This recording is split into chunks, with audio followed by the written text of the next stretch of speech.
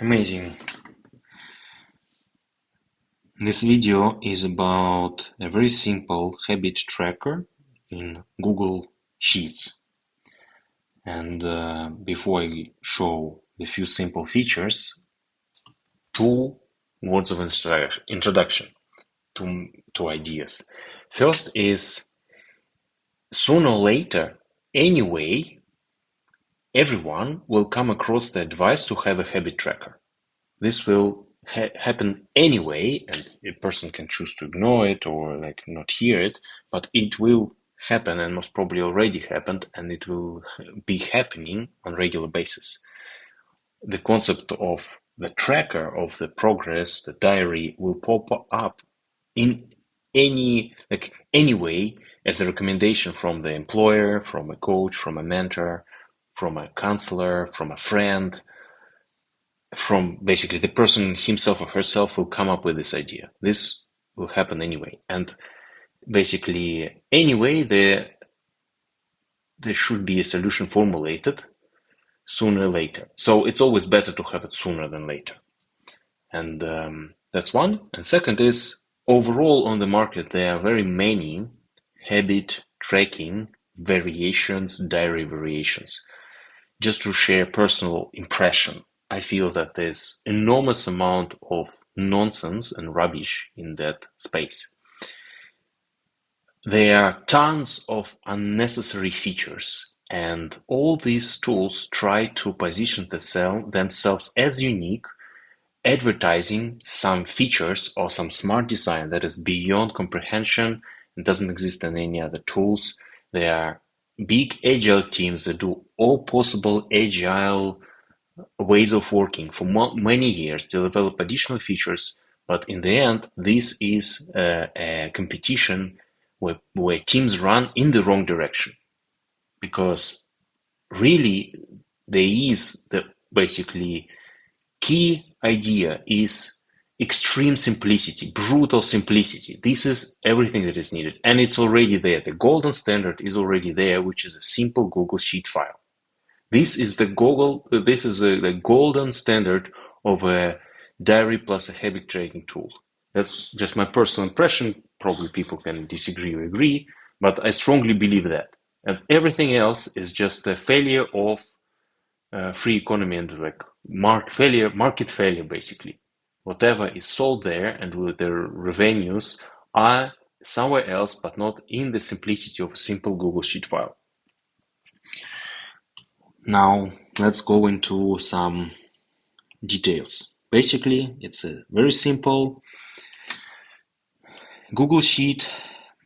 You can download, create a copy of it using the link under that video. And there are tabs here. One tab is, in this case, for myself, Ivan, that's why it's AI.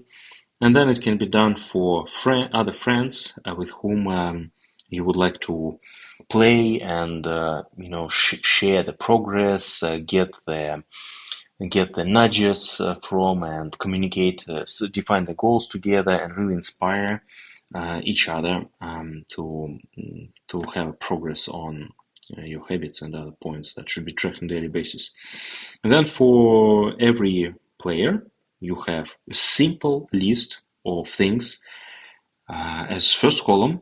Then you have the dates, you have the checkboxes here, and you just, with one simple click, you check if it happened or if it didn't happen. For some rows, it's just a check mark, yes or no. For some rows, it's a number, and where you track, for example, on the scale from 0 to 5, something.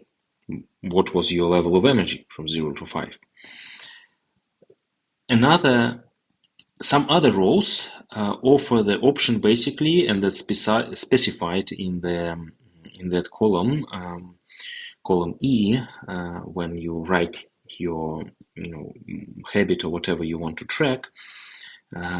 Basically, you can specify that you track hours on something. I don't know, hours spent on training or time of waking up. Basically, this is some specific metric that you can place over there.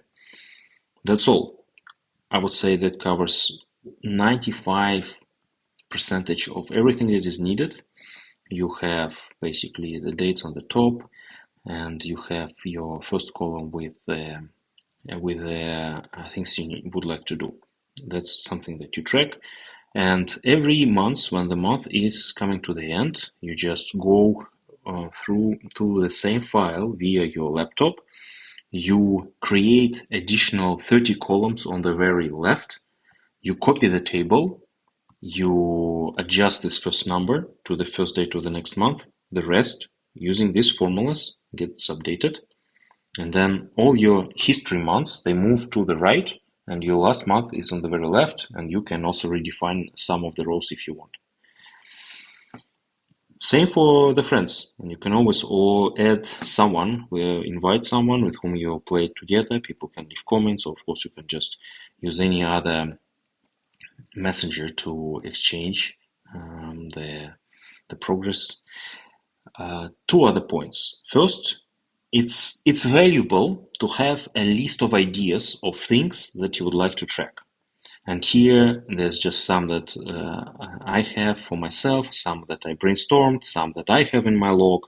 But the point is, it's better to have a longer list of all these suggestions, recommendations, whatever you come across, to basically log them, so later on you can have the end-to-end picture, holistic view on all these possible things you can track, and pick the ones that you really would like to focus on.